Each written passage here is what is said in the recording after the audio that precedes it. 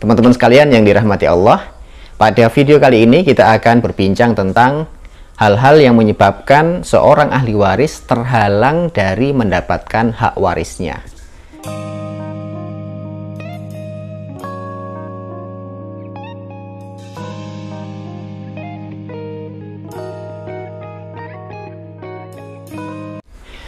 Bismillahirrahmanirrahim. Assalamualaikum warahmatullahi wabarakatuh. Alhamdulillahirabbil alamin, hamdan wa syukran lillah. Teman-teman sekalian yang dirahmati Allah, pada video kali ini kita akan berbincang tentang hal-hal yang menyebabkan seorang ahli waris terhalang dari mendapatkan hak warisnya. Sebagai contoh, hubungan antara orang tua dengan anak, suami dan istri, itu bagian dari hubungan yang keduanya memiliki hak waris. Kalau yang meninggal duluan adalah bapaknya, maka anaknya menjadi ahli waris. Kalau yang meninggal suaminya duluan, berarti istri menjadi ahli waris.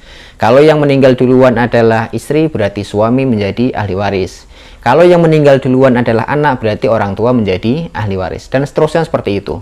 Maka, tapi di dalam hukum Islam, perwarisan Islam itu ada hal-hal yang menghalangi orang tersebut mendapatkan waris. Kita sebutkan langsung saja, yaitu sebab pertama adalah pembunuhan. Kemudian yang kedua adalah perbedaan agama. Kemudian yang ketiga adalah perbudakan. Nah, sebagaimana hal ini yang disampaikan oleh Imam Ar-Rohabi di dalam matan beliau yang berbunyi, wa yamna'u syakhsa minal mirasi wahidatun min ilalin salasi. Itu ada satu dari tiga sebab orang terhalang mendapatkan hak warisnya. Yang pertama rikun, karena sebab perbudakan, wa qatlun, pembunuhan, wa ikhtilafu dini, dan kemudian perbedaan agama. Kita sebutkan tadi ya, pembunuhan, perbedaan agama, dan perbudakan. Nah, teman-teman sekalian, tadi kalau seandainya kita sebutkan hubungan antara anak kandung dan orang tua atau bapak lah namanya,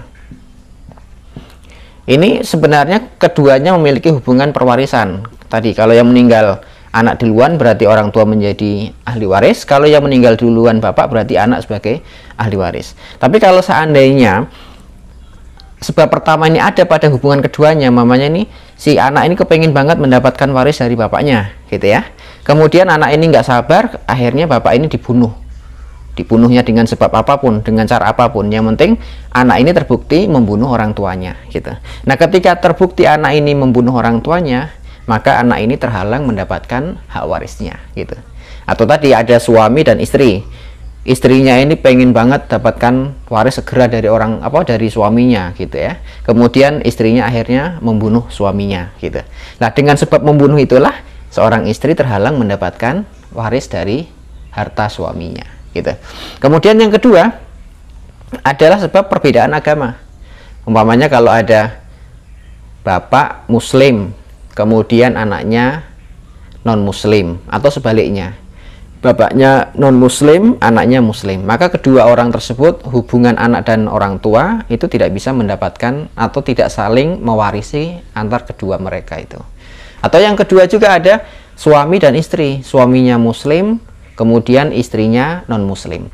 Itu pun perbedaan agama itu menyebabkan kedua orang yang harusnya saling mewarisi itu menjadi terhalang dari mendapatkan waris, gitu. Mamanya tadi contohnya bapaknya muslim, anaknya ternyata ada yang non muslim, gitu. Berarti yang non muslim itu tidak mendapatkan waris. Mamanya tadi ada seorang bapak, ini ada bapak memiliki 5 anak, 1, 2, 3, 4, 5, gitu ya. Nah, ternyata anak yang pertama ini non muslim dengan agama apapun, gitu ya. Yang penting dia bukan Islam. Maka sebab dia bukan beragama Islam, padahal bapaknya Islam, maka non-Islam ini dicoret dari daftar ahli waris. Tapi kasihan dong kalau ada anak yang non-Muslim sendiri kemudian tidak mendapatkan waris. Ya, secara hukum perwarisan dia tidak dapat. Tapi boleh orang tua nanti memberikannya kepada anak yang non-Muslim itu dengan cara wasiat sebelum meninggal dunia.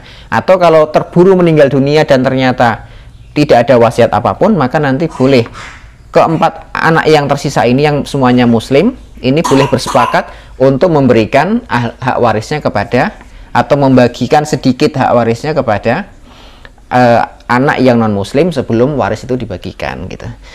Itu sebab kedua tadi, perbedaan agama. Kemudian yang ketiga adalah sebab perbudakan. Nah, pada zaman dulu itu masih ada perbudakan sesama manusia, tapi salah satu tapi sebagian ada yang menjadi budak gitu ya. Nah, seandainya ada orang tua, ada orang tua, maaf nih saya hapus. Seandainya ada orang tua muslim, ini orang tuanya orang merdeka, ortu merdeka, kemudian ada anaknya budak gitu.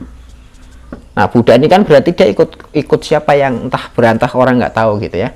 Tapi ketika ada orang tua yang merdeka, orang tua merdeka meninggal dunia dan dia meninggalkan harta bendanya, maka anak yang statusnya sebagai budak ini dia tidak berhak mendapatkan waris. Kenapa? Karena setiap orang yang berstatus budak itu, setiap dirinya dan harta benda yang dimiliki oleh manusia budak tadi itu otomatis akan menjadi milik tuannya gitu. Makanya dia, daripada hartanya dimiliki oleh tuannya, mendingan dari awal dia terhalangi untuk mendapatkan hak warisnya. Jadi itu ya, 3 sebab dalam perwarisan Islam yang menyebabkan seorang ahli waris terhalang dari mendapatkan hak warisnya.